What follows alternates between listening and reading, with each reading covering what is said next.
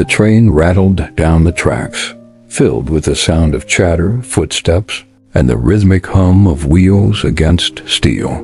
Vendors shouted from one end of the compartment, passengers squeezed into every corner, and the air buzzed with a mix of excitement and exhaustion. In the middle of all that noise walked Ramesh, the ticket collector. With his neatly pressed uniform and a whistle hanging from his neck, he moved from row to row, punching tickets and greeting passengers politely. It was an ordinary afternoon until something caught his eye. Lying quietly on an empty seat was a small, worn-out brown leather wallet. It looked old, its edges frayed and cracked, holding years of stories within its folds. Ramesh picked it up gently, opening it with curiosity. Inside, he found a few faded currency notes, an old bus ticket, and a tiny picture of Lord Krishna, smiling peacefully. There was no ID card, no name, no address, nothing to identify the owner. Ramesh stood up and raised his voice. "Whose wallet is this? Did anyone drop a wallet here?" An elderly man seated near the window lifted his head slowly. His hair was silver, and his face carried the calm of someone who had seen many seasons of life. "That's mine, son," he said softly.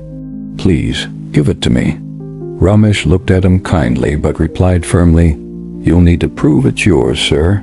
I can't just hand it over without being sure." The old man gave a faint, toothless smile. "Inside there's a small picture of Lord Krishna," he said. "That's how I know it's mine." Ramesh smiled slightly. "That's not enough, sir. Many people carry a picture of God. Why is there no photo of you or your family inside?" The old man's expression changed. His smile faded, and for a moment he looked out the window, lost in thought. Then, in a trembling voice, he said, "Son, let me tell you something about that wallet. It has been with me for most of my life."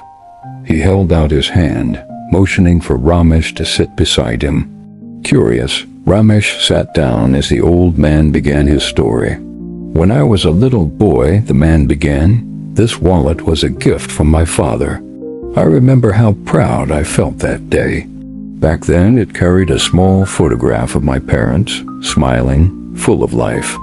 I used to take it out every morning before school and look at their faces. They were my world." The train swayed gently as his voice grew softer. "When I became a teenager, things changed. I started admiring myself more than I should have. I thought I was handsome and confident, so I replaced my parents' photo with my own. I laughed at my reflection every day, proud and foolish. That's how young hearts are." A nostalgic smile crossed his face before fading again. "A few years later, I fell in love. Her name was Mira, gentle, graceful, and full of light. When we married, I placed her picture in the wallet, removing my own. I wanted to carry her with me everywhere I went. That picture stayed there for many years." He paused, his eyes glistening. "Then our child was born, a son we named Arjun. He was the joy of our lives.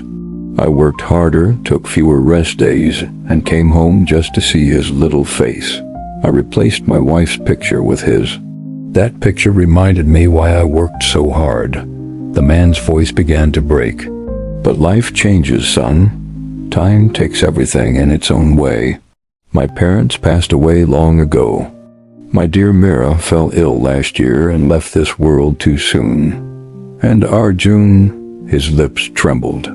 "He grew up, got married, and moved to another city. He visits sometimes, but he's busy now. He has his own family, his own world." Tears filled the old man's eyes as he looked at the wallet still resting in Ramesh's hand. Now there is only one picture left inside, Lord Krishna. The only one who never left me. The one who stayed through every joy, every sorrow, every loss.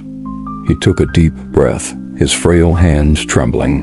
"If only I had loved him earlier, maybe I wouldn't feel so alone today."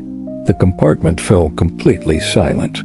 Even the clatter of the train seemed to soften. Passengers nearby looked away respectfully. Ramesh's heart felt heavy. His eyes moistened. Without saying a word, he placed the wallet back into the old man's hands. "It truly belongs to you, sir," he said gently. The old man nodded, his eyes filled with gratitude. When the train stopped at the next station, Ramesh stepped down onto the platform. The cool breeze brushed against his face as he looked around thoughtfully. Near the exit, a small stall sold newspapers, keychains, and religious pictures. Ramesh walked up and said quietly, "Do you have a small picture of God?" "I'd like one for my wallet." The vendor smiled and handed him a picture of Lord Krishna, the same gentle smile as the one he'd seen in the old wallet. Ramesh slipped it into his own wallet, closed it carefully, and whispered to himself, "Some things never leave us.